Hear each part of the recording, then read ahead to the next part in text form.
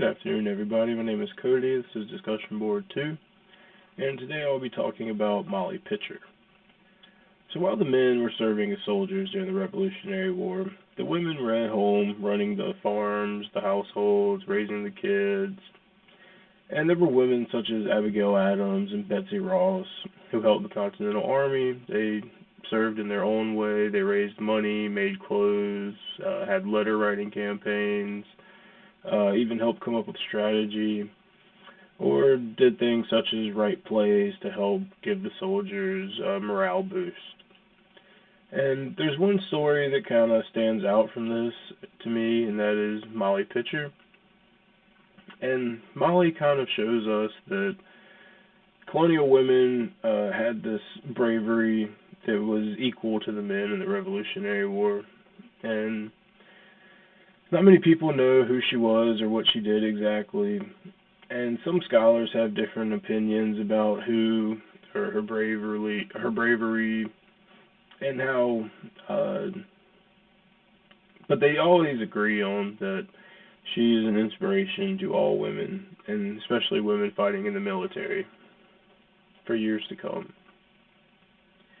And being a hero kind of is just doing the right thing in the situation, no matter the danger that it puts you in, and just seeking to better mankind and without recognition. And to me, that makes Molly Pitcher a hero. While scholars might not agree exactly who she is, they do all agree on that she did what she did. While there might be 3 or 4 different women who could possibly be her, the actions that she did were heroic, and nothing can change that. Some people think that she was actually Mary Hayes, who was born in 1754, and while carrying water to soldiers at the Battle of Meltmouth in New Jersey, she saw that her husband had collapsed from heat stroke.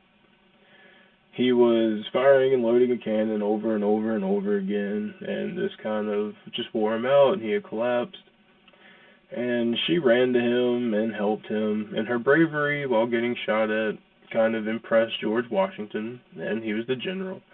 So he issued a warrant for her as a non-commissioned officer. So he made her an officer in the military, and from that point on, she was Sergeant Molly. And another historian has said that it kind of was even more heroic than that, because she says that Molly was a pregnant woman and that she enlisted 2 years after her husband and served in the Pennsylvania Artillery under Captain Francis Proctor. And it shares the same story that while operating a cannon, her husband collapsed and she ran to help him, and in this story, a cannonball went right between her legs as she was running. And so this is another account of what happened, and though it's a little different, it kind of has the same overall story. One other person that scholars believe might have been Molly Pitcher was Margaret Corbin. She was in the same artillery unit as Mary Hayes, and she holds the distinct honor of being the only female veteran of the Revolutionary War that has been buried at West Point. Her story goes that when her husband died, she immediately picked up his weapon and began firing at the British. She was captured, she was injured, and eventually released.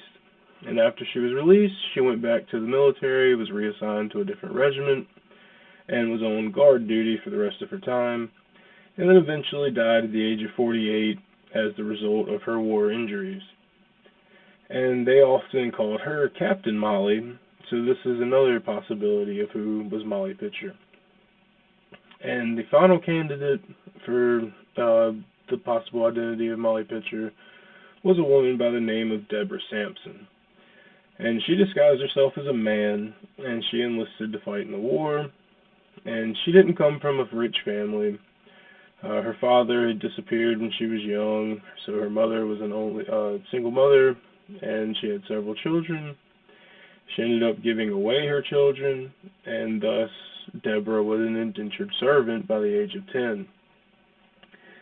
And this story is not quite as accepted as the others. This one's kind of a long shot because in the other stories, everybody knew Molly was a woman. They identified her as a woman.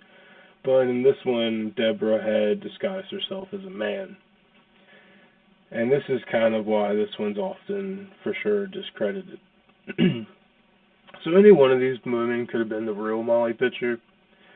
But the important part of it is to recognize that no matter which one was Molly Pitcher, there was heroic acts done by these women during the Revolution. And it's just often overlooked. People focus on the men and the actions of the men and what they did, and they just forget to check at the women and see how important the women were and their contributions to the war effort. And I think this story in particular is very important because it shows that not all the women were kind of on the passive side. Like Betsy Ross was helping, Abigail Adams was helping, but neither of these women were out there actually fighting like Molly was. So to me, it's important to just use her as an example to highlight the vast roles that women played in the American Revolution and the impact that they had.